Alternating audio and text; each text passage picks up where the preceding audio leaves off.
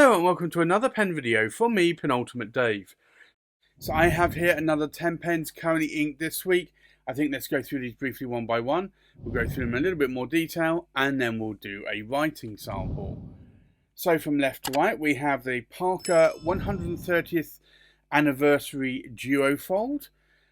We have the Cross Peerless 125. We have the Montegrappa Extra High Tech. We have an Asvine P36 and a Onoto Magna Classic in the chased green.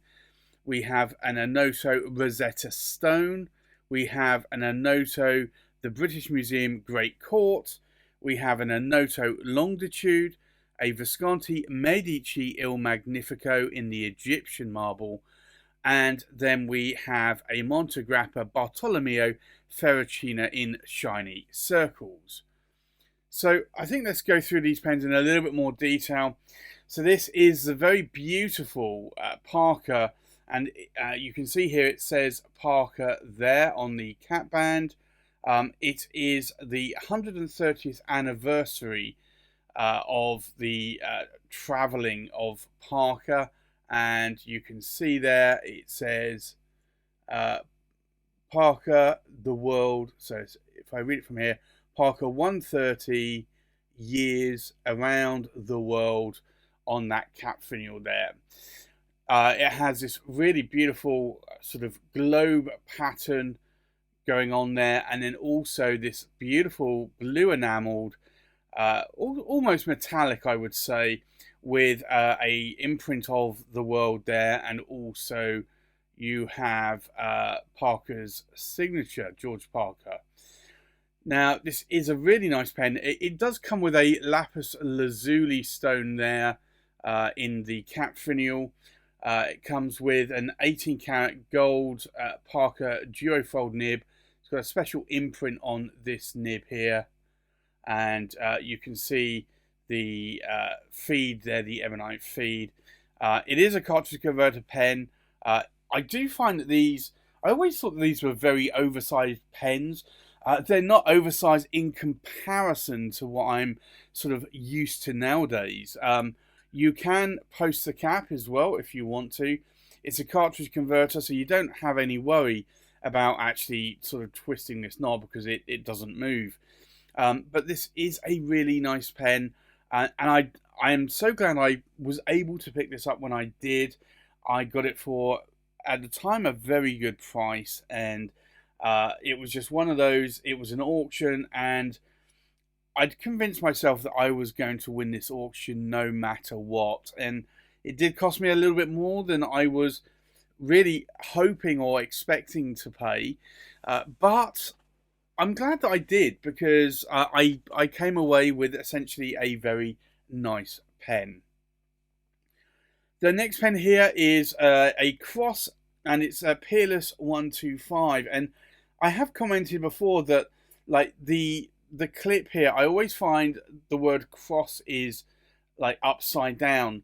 I guess for a right-handed writer, I guess if you're going to post the cap, then it is on the right side up. So I guess it really depends whether or not you're going to post that cap or not. I don't post my caps normally. It does have this really beautiful guilloche sort of pattern. And it also comes with a Swarovski crystal there in the cap finial. The nib is made by Sailor. It's a 18 karat gold nib made for Cross. Cross are, the pens from Cross are made in China. More recently, I think originally they were made in maybe France, if memory serves me correct. I might be wrong there. I'm not really up on Cross as a brand, but I think France just seems about right to me. I might be thinking about Waterman. This is a cartridge converter, and as you saw, you can post that cap if you want to. I would say if there are any pens that feel right to post, I would say this is one of those. It posts quite deeply, that you can see there, and it's not that back-weighted. It's slightly back-weighted, but not massively. Again, this is a cartridge converter pen, So I have this one inked up with me this week as well. I have to say I do like sailor nibs, and I am liking that. It is an interesting nib, and I do think that I probably do need more of these in my collection. The next pen inked up is the Montegrappa Extra. It's a 1930 model, and this is called the High Tech. You'll see there it says Montegrappa 1912, and it is an extra 1930 shape. You've got this lovely sort of metal with almost like holes punched in it, and it is quite tactile when you rub your finger across that. You do then have the titanium finish in terms of the cap band. You have this carbon fiber weave there going on. And then again, you have this, I want to say it's aluminium, but I'm not 100% sure. And then the section here is a titanium section that you can see. And then you have a number 8 size Montegrappa nib. And this is a medium nib that I have on this one. Again, it's a cartridge converter. Can you post the cap? You can do, and again, I would say that this, if you wanted to post your cap, this is probably a pen that you would want to post or feel comfortable in posting, I should say.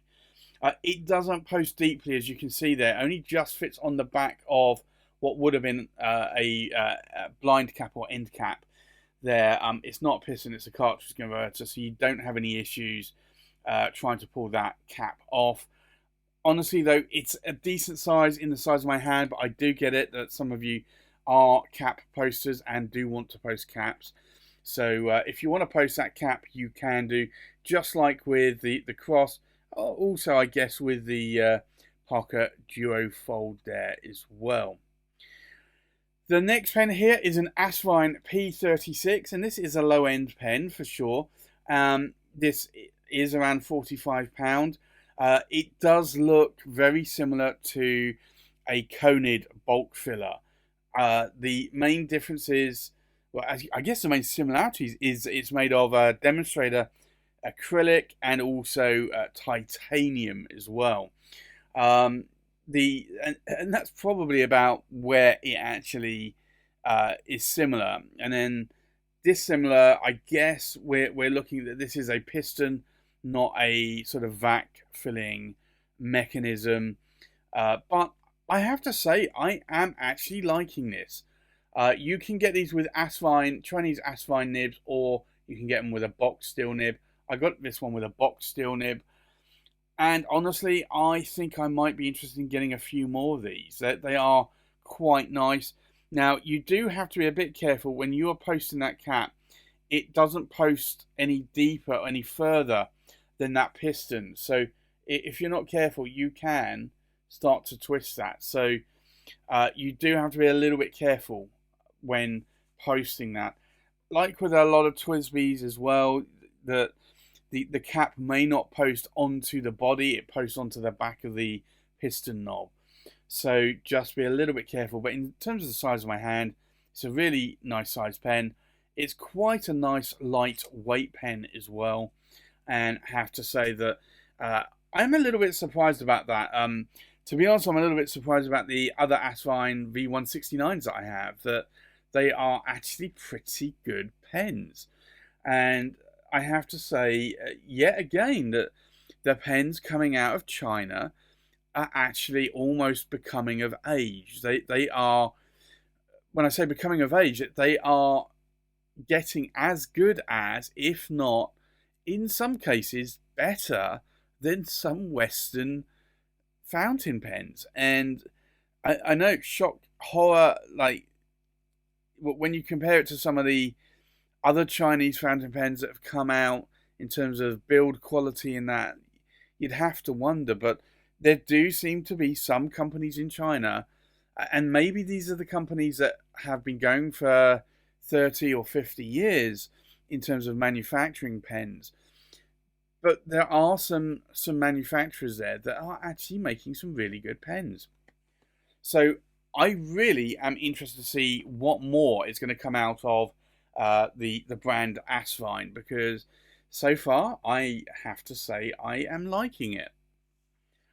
The next pen I have inked up here is this one, and this is an Onoto Magna Classic, and you'll see here it does say Onoto there, Onoto the pen company, made in England. This is the modern versions of Onotos, and I have to say that James Bodie and Feng Li, who are the main sort of principals at Onoto, the modern Onoto, are doing a fantastic job. They are the amount of pens that they are creating per year, or designing with the pen artisans. So that they typically design the pens with the artisans. The artisans are not directly employed, so it is subcontracted out to silversmiths and goldsmiths to then make these pens. But this is a pen that I like a lot. I always like these chased finishes in terms of it being filled in by like silver or gold, and this is a really beautiful pattern. Always wanted one of these, managed to pick one up eventually. If you know the story, I did swap the nib out. It did come with an 18 karat gold medium nib. Unfortunately, because it was second hand, the previous owner had it ground to a crisp metallic. I didn't like it. I managed to improve it, but I decided in the end in March 23 to go and just replace the nib, which I've done. So I still have the old nib, and I might use it from time to time, but I'm really loving the out of the box nib, so to say, in this pen. Again, this is a cartridge converter pen. You can post a cap, and again, if you're going to post caps, this is a pen that you probably want to post it on, because there is no back weightedness to this cap or pen in any way. And I think from that perspective, it is a nice size and weight of pen. And there's a lot of threads there. The next pen is the Onoto Rosetta Stone. Beautiful pen. Really glad I was able to pick this up. It's kind of funny, but when I look back at my pen history or pen buying history, I look at a lot of these pens and I think there was no way in hell I was going to be able to pick these up. And then something just happens. I'm in the right place at the right time, or somebody sells the right pen at the right time. The price is right, and it's a match made in heaven. And I managed to buy the pen, and this was one of those pens. I managed to pick this up from Roy at Izod's. Beautiful pen, really love it. It's got the Rosetta Stone all the way around that cap, and also all the way around that body as well. And it's just a beautiful pen. I have to say, I am still amazed that I have this pen in my collection. It does have a number 7 size Onoto nib. All the Onotos are number 7, not number 6. But it's number 7. It's a fine nib. And although I like these fine nibs, I have to say I'm starting to like the mediums a little bit more. So if I buy another Onoto, and I say if, it's probably a when, I will probably buy it with another medium nib. And I could swap these nibs out. They are screw-in Bock nib units. Again, this one is a cartridge converter. It is a heavy pen. It's made of solid silver, AG925. But you can see there the end finial is nothing on that. But these are really good. Can you post the cap? No, it's not. It's not designed to do so. And it's a silver pen, so these are around about 93, 95 grams in weight. So if you were to post one of those, you're not going to be writing with it. That nib is not going to be touching the paper. As much as you try, it's not, because it's going to be so back weighted that it is just going to be crazy to try and keep that nib on the paper. The next pen inked up is this one, and it's the Onoto, and you'll see here it says the British Museum, and it's the Great Court, and you can see there from the cap finial, and also this is the viewing window of the sky, and then you have this beautiful enamel which is like in a glass-like finish. Again, this is a solid silver pen, but you have the enamel on top of it. Again, beautiful pen. Again, right place, right time, right price. I bought, again, this from Roy at iZods. And come on, Roy, you need to get some more of these Onotos because I need a few more. It's just amazing, and glad that I was able to pick these up from Roy. Again, solid silver, it's a good size in my hand. You're not going to be able to post that cap. Again, it is a cartridge converter pen, but I love it, and I do, more so lately, I do love these weightier pens. I remember the first, or was it the second Onoto that I reviewed, which was the, was it the Cambridge Zuzimo, and was it Oxford? I think it was Cambridge. And like, I have to say that, again, that was like around about 95 grams in weight, and I found that I was getting hand cramp from it. I had the option to buy the pen after the review, and I didn't because of that. And nowadays, I don't have a problem with that kind of weight in pens. So it's interesting how we change over time. Like, I've gradually got into longer and heavier pens, and to the point now that it actually becomes almost the norm for me. So it's just one of those things that is interesting as I look back over time, that my choice in pens have changed quite a bit, not only in terms of design, but also in terms of the weight and the length. The next pen, again, is another Onoto, and this is the Longitude. So you can see the ship's wheel there, you can see the rope, you can see the beautiful enchanted waves there. You have this massive anchor clip, and then you have the Longitude there as well on the cap band. And then you have this body with a pin stripe. It's an interesting pen. I know it's not for everyone.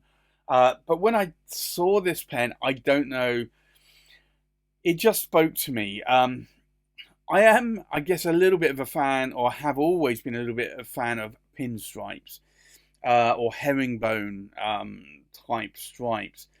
I like that it's a seafaring pen, or seafaring themed pen. I like that it's got this rope here. I like that it's got this intricate etching here on the cap. And I like that it's got this massive anchor as a clip.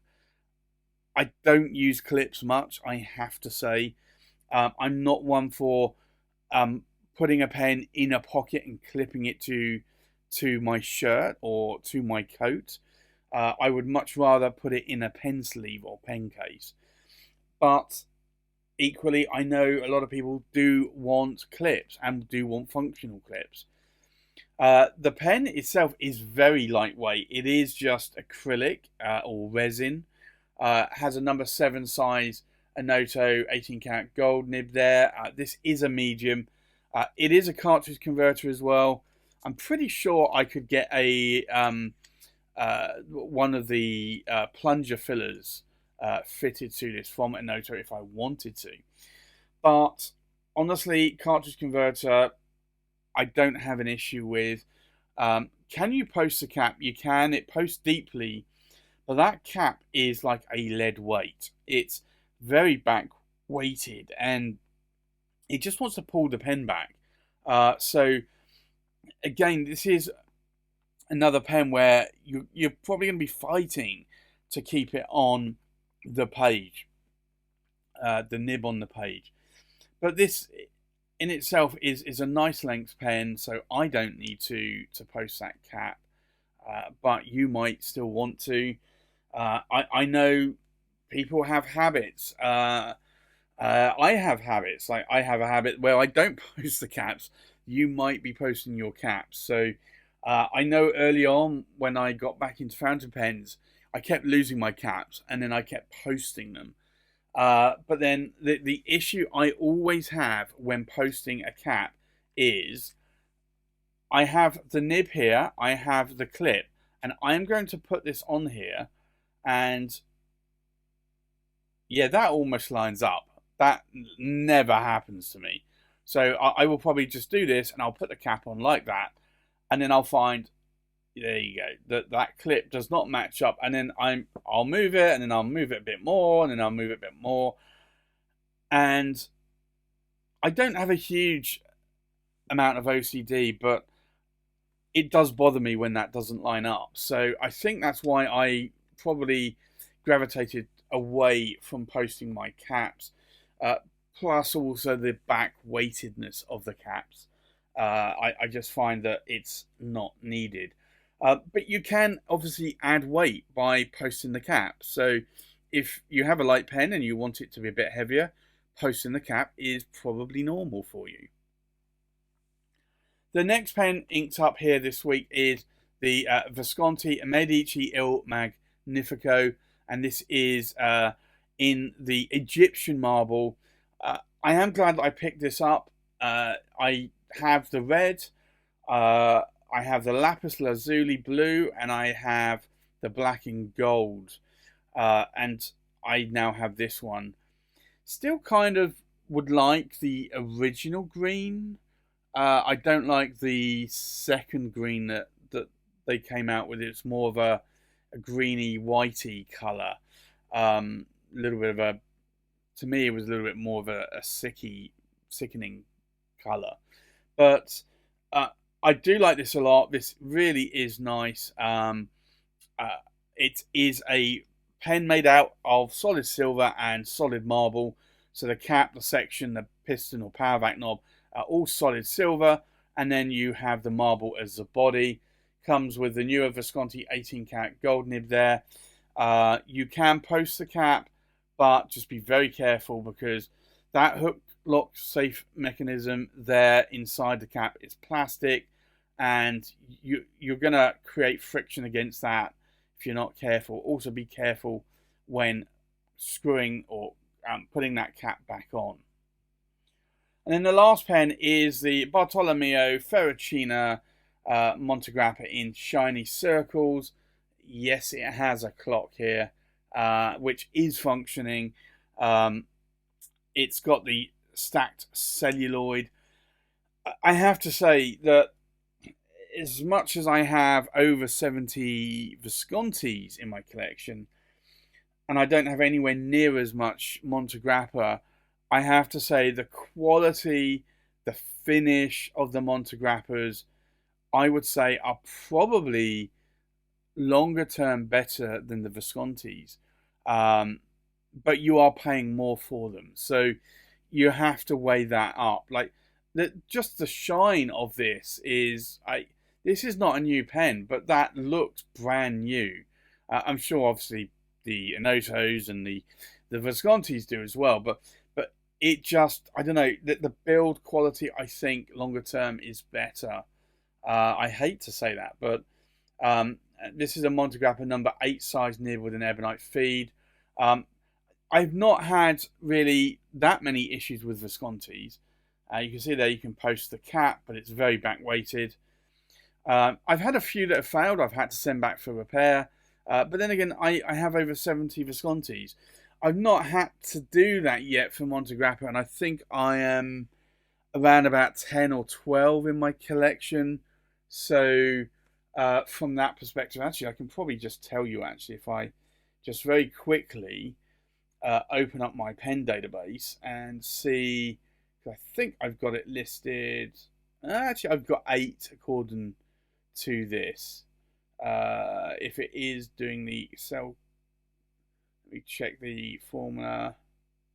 Yeah, I've got 8. So I've got 1, 2, 3, 4, 5, 6. Yeah, it would be 8 uh, Montegrappas. And just to put that into equal perspective, my Visconti's are 74. So it might be that if I got up to 74 or thereabouts, that I might have to maybe get a few repaired by Montegrappa. I have heard of others needing to get their Montegrappas repaired. I haven't yet seen it myself, but you never know, I guess. Any pen could fail at some point. Any product could fail at some point. So there you have it. That's my currently ink pens for this week. I think let's now go and do a writing sample. So the first pen here is the Parker 130th Anniversary Duofold. So I think we'll do an ink swatch. And for anyone that is eagle-eyed and had watched my currently ink last week, you will have seen that I'd actually got through the pad of this Oxford Optic paper, and I'm now starting a new pad. So I thought I would just mention that. This is going to go on for over a year. Just having a look quickly, 120 pages. So actually, yeah, about 2 years. If I just use this solely for currently inked. So this is the Parker 130th Anniversary Duofold.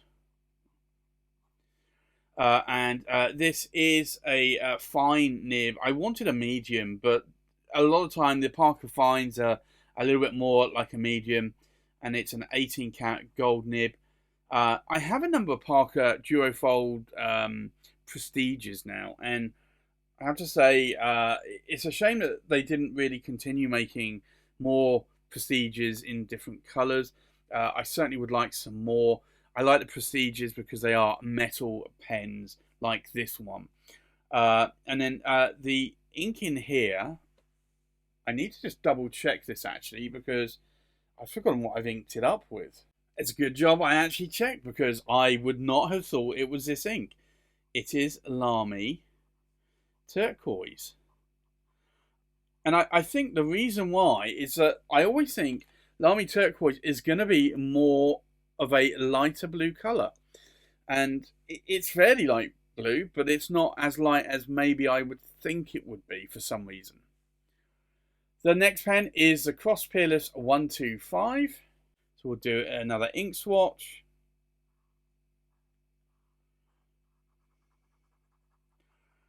And this is an ink I'm really liking. I keep thinking about maybe I should try a different purple in it, but this isn't a purple I would have gone for if I had looked at the ink swatch on this and first before inking up the pen, I would have not inked this up. It's just not a purple. I prefer more of a darker bluish blurple purple. But this is the Cross Peerless 125. And this is a medium nib, but it feels a little bit more finish to me. And then it's an 18 karat gold nib. It's made by Sailor the Nib. And then the ink in here is Van Vustus. And it's a Vinaccia. And I just want to double check how that is spelt because, yeah, it's one N. For some reason, I keep putting two N's. So it's two N's and one N and two C's. But I have to say, I'm liking how that writes, and I'm liking how, in terms of how it writes or flows, that ink flows in that pen. The next pen inked up is the Montegrappa Extra, and this is the High Tech. So we'll do an ink swatch here.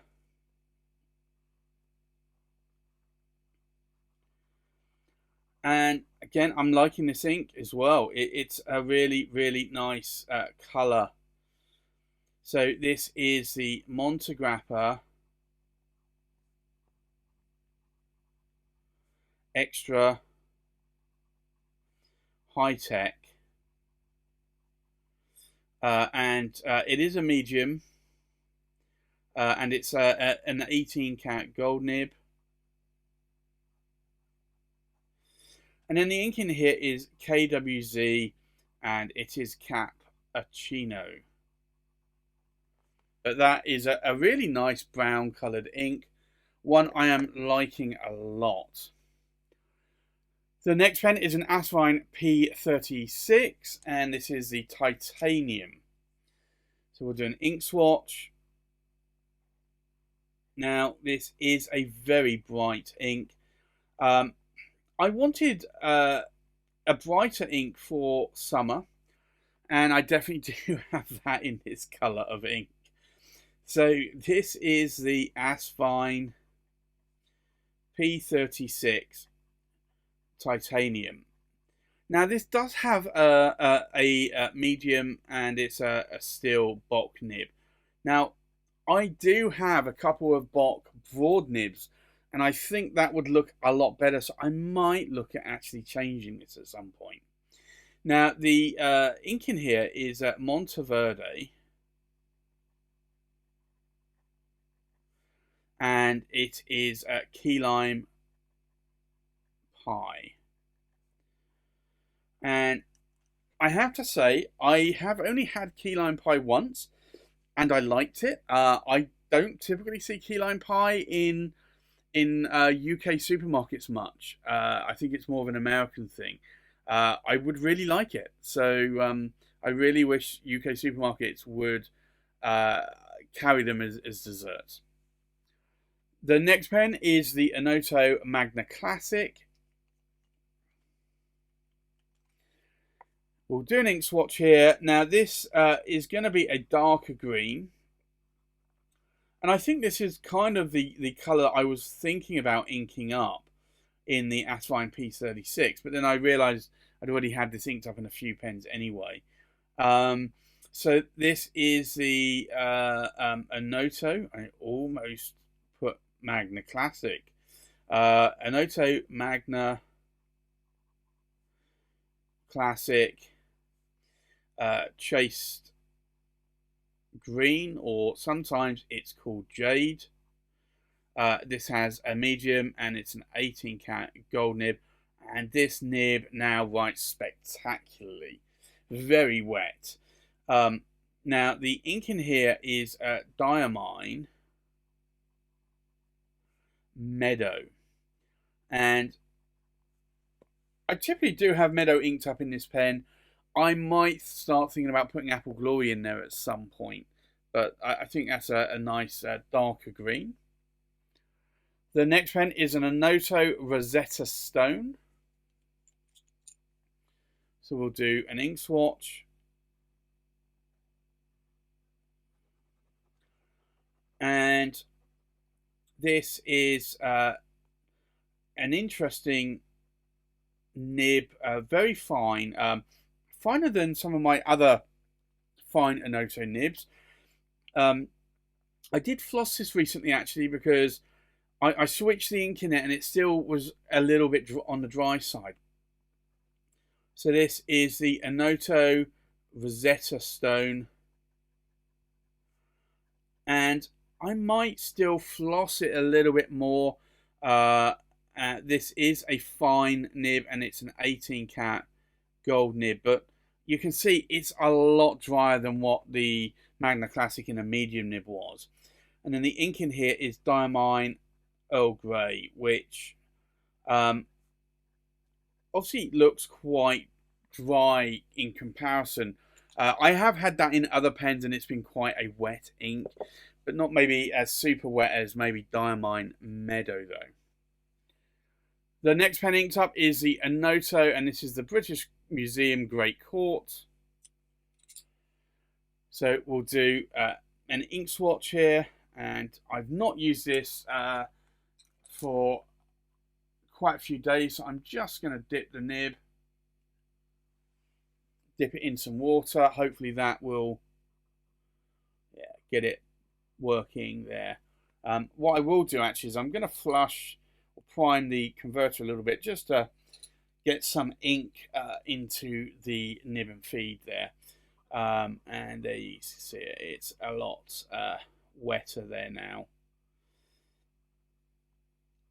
So this is the Onoto, and it is the British Museum. I was actually just going to put Great Court actually, but British Great Court didn't seem right.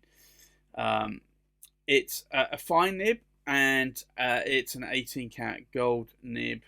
These Onoto 18 karat gold nibs are made by Bock, and then the ink in here is Venvustus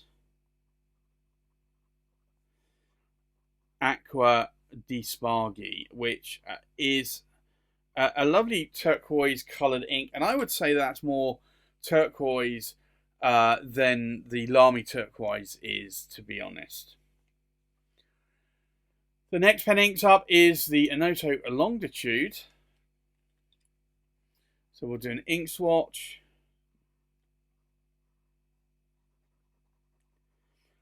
And again, this is another beautiful coloured ink. Now, this was an ink that I was originally going to put in the Parker 130th anniversary Duofold, but I'd already had this inked up, so I decided to use a different ink. So this is the Onoto Longitude, and it is a medium, and it's an 18 karat gold nib, and the ink in here is Pelican Edelstein Topaz. But that is a blue that I like a lot. I used to love Konpeki, but over the years I've actually gravitated more towards Pelican Edelstein Topaz. It's also a cheaper ink as well compared to Iroshizuku Konpeki. The next pen inked up is the Visconti Medici Il Magnifico in the Egyptian marble. So we'll do an ink swatch here. Now, I do still have this dark yellow inked up in here. Still unsure what other ink to put in this one. If there's an ink that you can think of, let me know. And if I have it, then maybe I'll ink it up. This is the Visconti, and it's the Medici Il Magnifico in the Egyptian marble. And then it's a medium, and it's an 18 karat gold nib. And then the ink in here is KWZ El Dorado, which I have to say I am liking. I do find it's a dry ink though. It's a beautiful shading ink, but I do find though it could be wetter. And I think typically this is what most yellow inks are like. Sometimes orange inks, certainly more sort of apricot coloured inks, are typically more of a drier tendency than say a like orange or a red ink would be. And then the last pen inked up is the Montegrappa Bartolomeo Ferracina, and this is in the shiny circles. So we'll do an ink swatch here.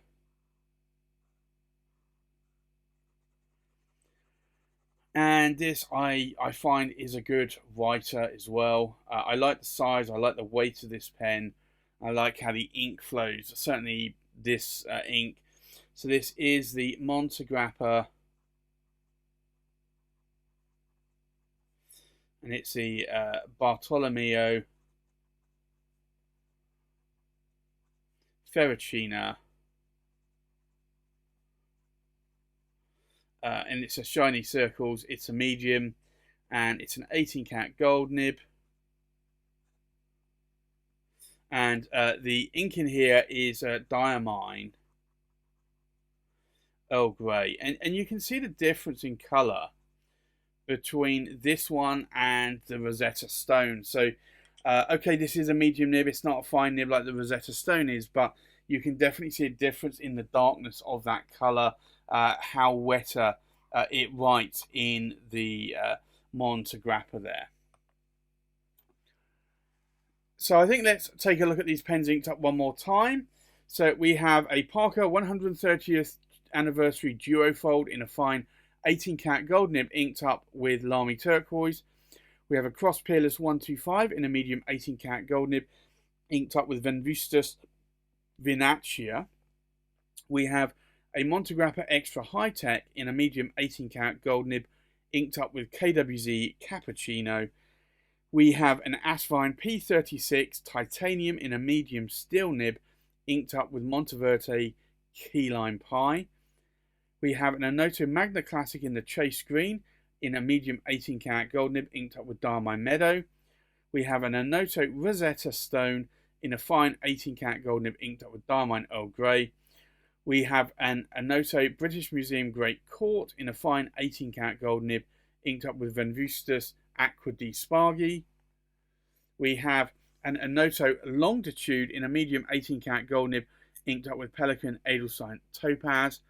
We have a Visconti Medici Il Magnifico in the Egyptian marble in a medium 18 karat gold nib inked up with KWZ El Dorado. And then we have a Montegrappa Bartolomeo Ferracina in a medium 18 karat gold nib inked up with Diamine Earl Grey. So there you have it. That's my currently inked pens for this week. Thanks for watching. Please like, comment, and subscribe, and I'll see you on the next pen video. Bye-bye.